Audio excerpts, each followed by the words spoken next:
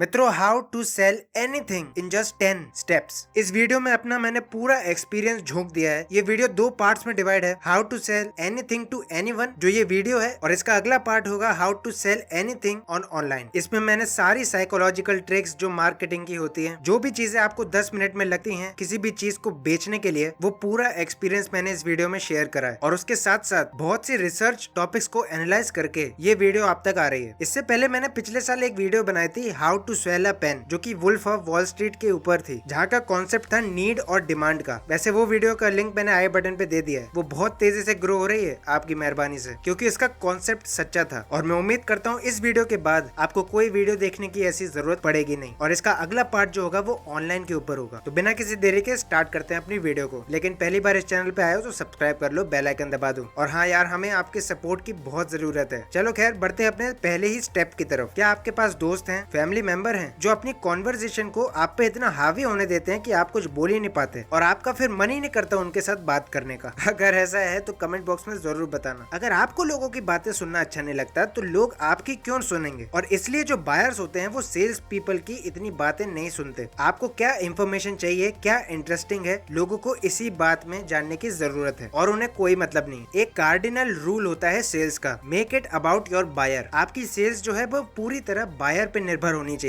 चाहे आप कोई सा भी ईमेल लिख रहे हो, वॉइस मेल कर रहे हो, डेमो दे रहे हो, आपको एक सवाल हमेशा अपने आप से पूछना चाहिए, क्या रेलेवेंट है इस पर्टिकुलर प्रोस्पेक्ट के अंदर। और आपको अपनी हर इंटरेक्शन उस हिसाब से अकॉर्डिंगली मैनेज करनी होती है। ये सारी बातें हम अगले स्टेप्स में जानेंगे, तो चिंता की कोई बात नहीं है, आगे बढ़ते रहते हैं। स्टेप 2 की तरफ बढ़ते हैं, रिसर्च बिफोर रीच। ये बड़ा इंटरेस्टिंग टॉपिक है। अगर आप चाहते हैं कि आपका बायर जो है आपको टाइम दे, आपकी बात भी सुने और आपके प्रोडक्ट के बारे में समझे, तो आपको टाइम लगाना पड़ेगा सीखने में उनको पहले। और इस सोशल मीडिया के जमाने में ऐसा कोई एक्सक्यूज ही नहीं बचा है कि जिसे आप नकार दें। आप कॉल कर सकते हैं, ईमेल कर सकते हैं, और जो बायर है उसको कोई नॉलेज ही नहीं हो, ऐसा हो ही नहीं सकता। आज भी पेटीएम, फोन पे, क्रेड, पॉलिसी बाजार, HDFC, ICICI, even TCS, Infosys आज भी अपनी प्री कॉल रिसर्च के ऊपर ही काम करते हैं, जो ज्यादा समय नहीं लेता उनका, सिर्फ 10 मिनट लेता है। और वहाँ से वो फीडबैक के जरिए रिसर्च करते हैं और अपना डेटा कलेक्ट करके अगली बार उस बायर के पास जाते हैं तो उनको अच्छी रिपोर्ट मिलती है। तो सवाल ये आता है कि हम कहाँ से रिसर्च करें ताकि हमें और एंगेजमेंट और कॉन्वर्सेशन का मौका मिले। वैसे मैंने उसकी डेडिकेटेड वीडियो आई बटन पे बना दी है, वो मिल जाएगी, और डिस्क्रिप्शन बॉक्स भी चेक कर लेना। वैसे लिंक्डइन, ट्विटर, कंपनीज के प्रेस रिलीज, अब वो आपको कहाँ मिल सकते हैं? इंक 42, मीडियम जैसे कुछ प्रेस रिलीज हाउसेज हैं जो कंपनीज के बारे में छापते हैं और कॉम्पिटिटर्स के बारे में भी बताते हैं। वो ब्लॉग्स हो गए, कंपनी के फाइनेंशियल स्टेटमेंट्स हो गए, फेसबुक और गूगल, ये एक रिसर्च टूल के तौर पे आप इस्तेमाल कर सकते हैं, जो आपके लिए पाइपलाइन इकट्ठी करेगा और पहुंचाएगा आपके स्टेप 3 की तरफ। और बहुत से लोग इस स्टेप में बहुत बड़ी गलतियां करते हैं, इसको कम आकर। रिपोर्ट बिल्डिंग, रिपोर्ट बिल्डिंग नहीं कह रहा हूँ यहाँ पे, रिपोर्ट बिल्डिंग कह रहा हूँ। जब आपकी दुकान पे, आपके ऑनलाइन पेज पे या आपके ऑफिस के अंदर कोई कस्टमर आता है तो वो कुछ सोच कर ही आता है। वहाँ पर रिपोर्ट बिल्डिंग का जो टास्क है वो आपके लिए और आसान बन जाता है, क्योंकि कस्टमर आपके बुलाने से नहीं आया है, वो खुद आया है। तो आपके पास अच्छे खासे चांसेस हैं कि उसको बांध के रखा जाए। अब लोग इसमें गलती कैसे करते हैं? कस्टमर आएगा, वो कहेंगे आइए आइए आइए, आपका स्वागत है, हाँ मैं क्या दिखाऊं आपके लिए, ये पीस ले लीजिए, ये आप पे बहुत जचेगा। यार सच बताऊं तो ये कहीं कहीं जगह तो इफेक्टिव है, लेकिन अभी आउटडेटेड हो चुकी है। और अब तो कंपनीज रिपोर्ट बिल्डिंग का इस्तेमाल ईमेल्स में करने लगी हैं। आप इस तरह शुरुआत करें, आप कैसे हैं, आज का आपका दिन कैसा रहा, उनकी बात सुनिए और फिर बताइए जी आज हमारे यहाँ कैसा आने हुआ आपका। और थोड़ा धनिया मिर्च लगा के आप कमेंट कर सकते हैं। और इसकी एक मैं बढ़िया सी स्ट्रेटेजी आपको बताता हूँ जो साइकोलॉजिकल है, लेकिन 82% तक ये काम कर देती है। कस्टमर जो चीज पहले देखता है ना, वो उसको 80% तक इफेक्ट करती है, ऐसा रिसर्च कहती है। तो आप भले ही उसको कितने भी पीस दिखा दें, लेकिन वो पहले 5 में से ही सिलेक्ट करेगा, क्योंकि ये उसकी साइकोलॉजी है। वो दुकान पे चढ़ता ही इसलिए है ताकि अच्छी चीजें वो पहले देख ले, उसके बाद वो बजट देखता है। क्या आप भी ऐसा करते हैं किसी इलेक्ट्रॉनिक के शॉप पे?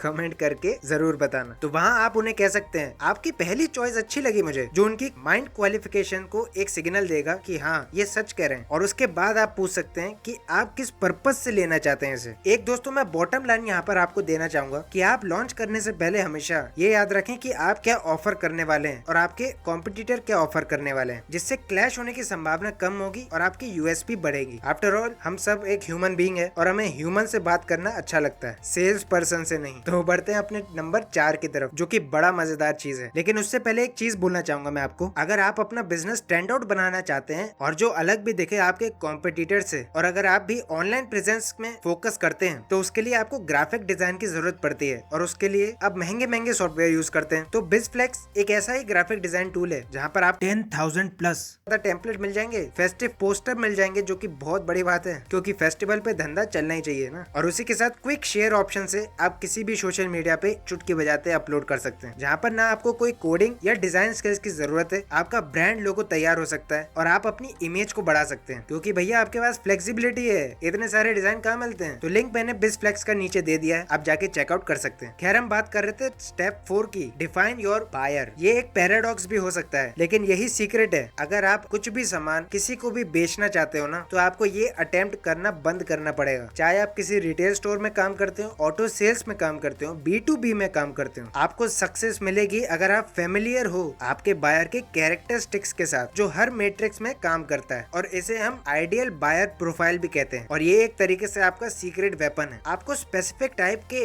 एनीबडीज ढूंढने हैं, ये नहीं कि आप किसी को भी अपना बायर बना देंगे। आपका जो सामान है वो उसके काम का भी तो होना चाहिए, जो मैंने sell me this pen video में बताया है। तो इससे आप ना केवल टाइम बचाएंगे और आपको लीड्स बुरी नहीं मिलेंगी। और अपने बायर के ऊपर रिसर्च कैसे करनी है उसका वीडियो भी मैंने डिस्क्रिप्शन बॉक्स में दे दिया है, क्योंकि आगे इस वीडियो में बहुत कुछ है सीखने को। और बढ़ते हैं हम अपने नंबर 5 की तरफ, कॉन्ट्रीब्यूट फर्स्ट सेल सेकंड। अगर आपने अपने टारगेट बायर को करेक्टली डिफाइन कर रखा है, एक पुरानी कहावत है, जब पछतावे क्या होवे जब चिड़िया चुग गई खेत। तो आप जब पिच करते जाते हैं किसी इन्वेस्टर के पास भी या अपने कस्टमर के पास भी, तो उसको डराना नहीं है कि हमारा प्रोडक्ट ये करता है वो करता है। इंस्टेड आप उसको ऑफर कर सकते हैं कि आपको कोई मदद चाहिए जो उसके लिए एक वैल्यू क्रिएट करेगा। और आप ये भी पूछ सकते हैं, आप बहुत परेशान हैं, पता नहीं आपको ऐसी सर्विस कहाँ मिलेगी अब, लेकिन खैर मैं आपको ये दे सकता हूँ। तो उसकी क्यूरियोसिटी जागेगी वहाँ से, क्योंकि आप उसको कंट्रीब्यूट कर रहे हो, इंस्टेड आप उसको सेल कर रहे हो। और इस स्ट्रेटेजी का इस्तेमाल ऑटोमोबाइल सेक्टर बहुत ज्यादा करता है। और मैं आपको एक प्रो टिप देता हूँ, आप जो भी कॉमन क्वेश्चंस पूछते हैं अपने रिसीवर से या बायर से, तो उसका एक टेम्पलेट बना लें, तो आप जो है वो क्विकली एक रेलेवेंट मैसेज उन तक पहुंचा सकते हैं। और ये काम आज के जमाने में आज की टेक्नोलॉजी के हिसाब से चैट बॉट्स करते हैं, जो मैंने अपनी ऊपर वाली वीडियो में बताया है कि किस तरीके से चैट बॉट्स एक इफेक्टिव मार्केटिंग अब बन चुके हैं। तो अपने आप को एक एडवाइजर के तौर पे पोजीशन कीजिए, ना कि एक सेल्स पर्सन के तौर पे जो प्यासा बैठा है सामान बेचने के लिए। जिल रावली जो कि सोशल सेलिंग एक्सपर्ट हैं, वो कहते हैं think jab jab jab right hook as give give give ask. इसका मतलब क्या है? सोचो, उनसे बात करो, जब जब जब एक ऐसा हुक ढूंढ लो जहाँ पर आपका कस्टमर वहाँ से निकलना ही नहीं चाहता हो। और मैंने इस वीडियो में पहले ही स्टेप में बात कर चुका हूँ। और उसके बाद गिव गिव गिव, वो दो वो जो चाहता है, और फिर पूछो, यानी कि आस्क। और इसी से हमारा बनता है अगला स्टेप, स्टेप 6, आस्क क्वेश्चंस। और क्या क्वेश्चन पूछने चाहिए हमें, कोई मायने नहीं रखता आपने कितने अच्छे से रिसर्च करी है। अगर आप अब भी उस नॉलेज गैप को फिल नहीं कर पा रहे तो उसका कोई मतलब नहीं। तो क्वेश्चंस आप लिख लीजिए या स्क्रीनशॉट ले लेना। पहला question, how did this happen? ऐसा क्यों हुआ आपके साथ? आपको क्या सबसे ज्यादा इंपॉर्टेंट है फीचर्स के अंदर? क्या आप हमेशा से यही चाहते थे? आपको ये प्रोडक्ट कैसा फील कराता है? 0 to डेथ, कितनी प्रॉब्लम ये प्रोडक्ट या सर्विस सॉल्व करता है? ये जो इशू है वो कैसे इम्पैक्ट करता है आपकी ऑर्गेनाइजेशन या कस्टमर स्टाफ को? आप करेंटली क्या कर रहे हैं अपनी प्रॉब्लम को सॉल्व करने के लिए? और इस परफेक्ट दुनिया के अंदर आप ऐसा क्या ढूंढ रहे हैं जो आपको हमारे सर्विस के अंदर चाहिए? क्या आप मुझे कोई एग्जाम्पल दे सकते हैं? ये कुछ ऐसे सवाल है जो क्यूरियोसिटी जगाते हैं, और ये सवाल मदद करते हैं कि सीधा पॉइंट पर नहीं आना होता, पहले मूड बनाना होता है। लेकिन आपको इन पॉइंट्स के ऊपर स्टिक करने की कोई जरूरत नहीं है। आपका कस्टमर अलग हो सकता है, इंडिया में तो शायद हर कस्टमर अलग होता है। वैसे इसका दूसरा पार्ट आने वाला है, तो अभी से ही सब्सक्राइब करके रख लो और बेल आइकन दबा देना याद से। उसमें हम इस पॉइंट को और अच्छे से डिस्कस करेंगे। और मैं आपको कॉन्ग्रेचुलेट करना चाहूंगा कि आप एक अच्छे लिसनर हैं, क्योंकि अभी तक आपने ये वीडियो सुन लिया है। तो यहाँ से आगे आने वाले पॉइंट जो है वो साइकोलॉजी पे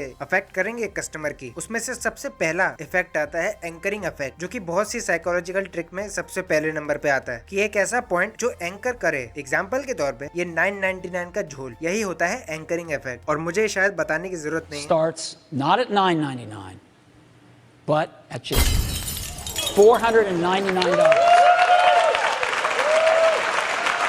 क्योंकि आपको ऐसी लाखों वीडियोस मिल जाएंगे YouTube के ऊपर जो एंकरिंग इफेक्ट को हर तरीके से आपको बताती हैं। और ये एक साइकोलॉजिकल ट्रिक है जो अब MBA कॉलेजेस में भी पढ़ाई जाती है। अब दूसरी स्ट्रेटजी की तरफ आते हैं, वो है डिकॉय इफेक्ट। हर बार जो तीसरा सामान है वो वैल्यूएबल नहीं होता, कभी कभी बीच का सामान भी वैल्यूएबल होता है। और डिकॉय इफेक्ट की बात मैंने अपनी इस वीडियो में करी है ऊपर आई बटन पे, जहाँ पर आपको पॉपकॉर्न तो मिलते हैं 3 साइज के अंदर, लेकिन उसमें आना उतना ही है जितना स्मॉल वाले में आता है। तो बात तो वही है। तीसरी स्ट्रेटेजी आती है राइम एज अ रीजन। इसका एग्जाम्पल ये रहा, पेटीएम करो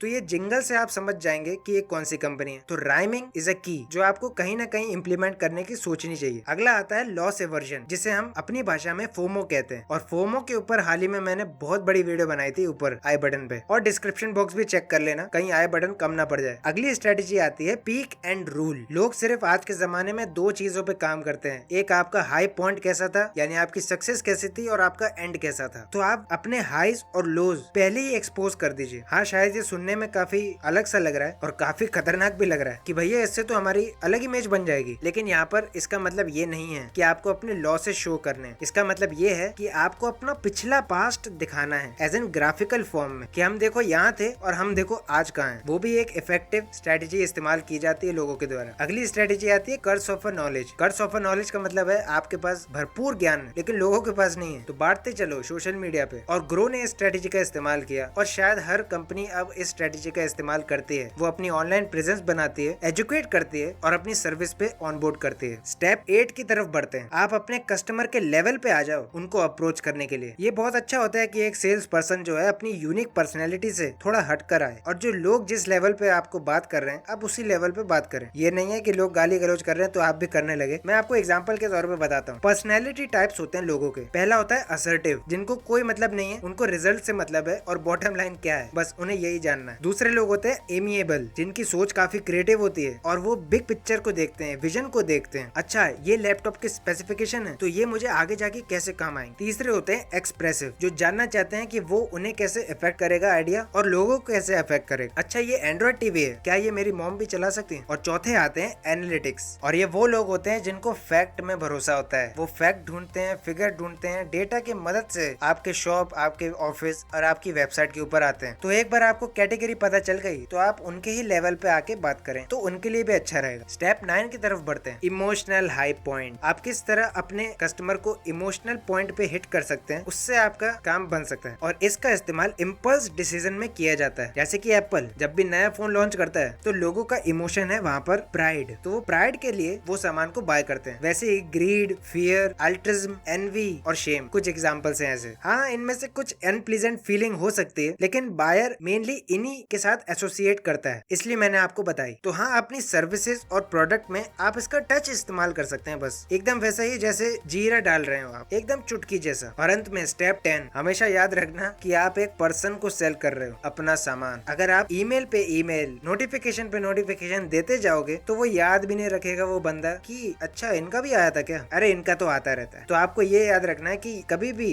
ज्यादा एक्सपोज नहीं करना है अपने फीचर्स को या अपने ब्रांड को लोगों के सामने, क्योंकि आपको भी पता है जो चीज जितनी देर आपके पास रहती है उसकी वैल्यू खत्म होती जाती है। खैर, लेफ्ट वाली वीडियो में आपको और वैल्यू मिलेगी, 12 मार्केटिंग आइडियाज मिलेंगे, और राइट वाली वीडियो में सेल मी दिस पेन। मैं मिलता हूँ आपको अगली वीडियो में, तब तक के लिए बी बिजी।